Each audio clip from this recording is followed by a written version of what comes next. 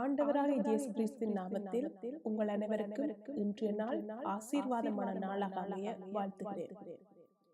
இன்றைய நாளை ஆண்டவராக இயேசு கிறிஸ்துவின் வார்த்தைகளோடு ஆரம்பிப்போம்.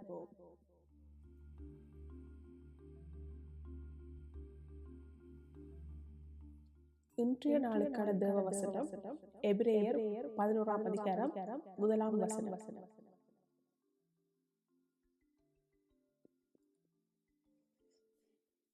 விசுவாசமானது நம்பப்படுபவர்களின் உறுதியும் காணப்படாதவர்களின் நிச்சயமாய் இருக்கிறது.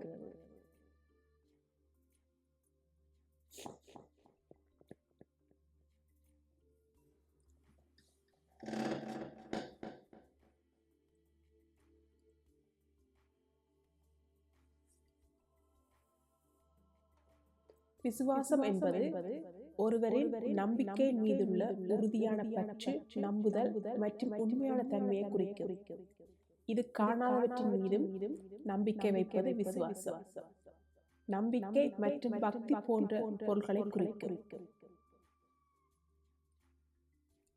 வேதாகமத்தில் விசுவாசம் என்பது காணாத காரியங்களில் உறுதியான நம்பிக்கை வைப்பதும், கடவுளின் வாக்குறுதிகளை நம்புவதும், அதற்கேற்ப வாழ்வதும் ஆகும்.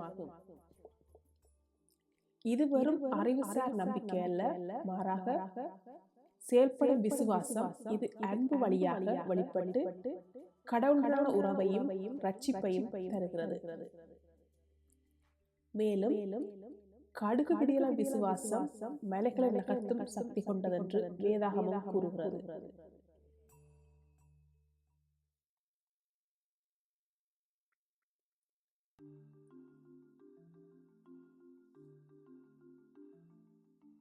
விசுவாசத்தின் முக்கிய அம்சங்கள். முதலாவது நம்பிக்கை மற்றும் உறுதி.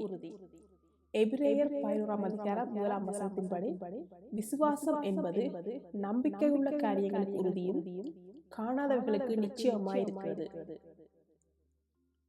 இரண்டாவது செயல்பாடும் கிரியையும்.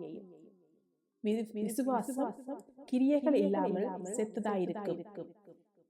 அன்பு செய்தல், கீழ்ப்படிதல் போன்றவை விசுவாசத்தின் வெளிப்பாடுகள்.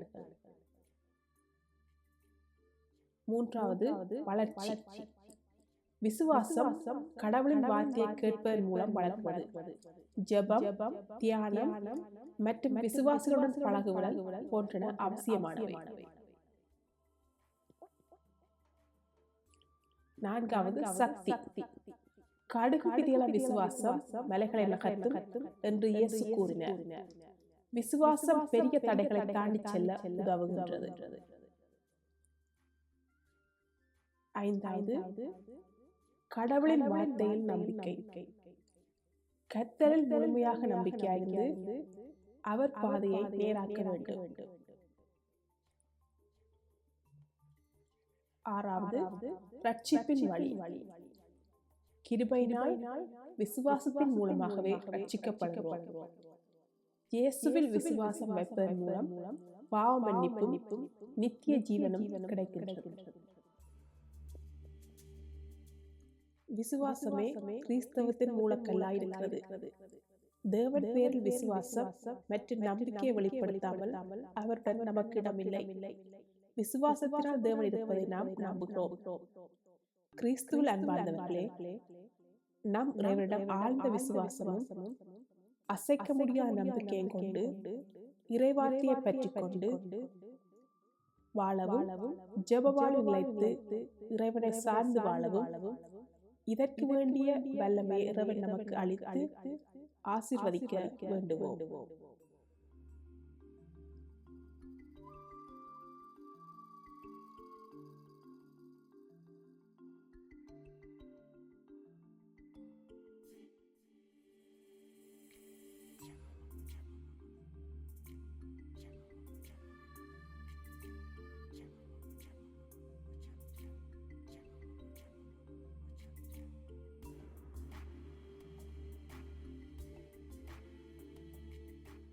இன்றைய நாளுக்கான ஜெபம்.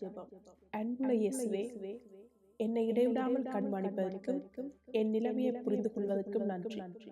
என் ஜெபங்களுக்கு பதிலளிக்க சில காலம் காத்திருக்க வேண்டியுள்ளது என்பதை நான் அறிவேன். என் எல்லா பலவீனங்களையும், தோல்விகளையும், பாவங்களையும் உம்முடைய பலத்திற்கும், விசுவாசத்திற்கும், பரிபூரணத்திற்கும் ஒப்புக் கொடுக்கிறேன். என்னை சுத்திகரித்து பலப்படுத்தி வழிநடத்து. என் வாழ்க்கை உமக்கு மகிமை அளிப்பதாக. உண்மையான தாழ்மையுடனும் மனதிறங்களுடனும் அன்புடனும் வாழ எனக்கு கற்றுத்தாரும். ஆமென்.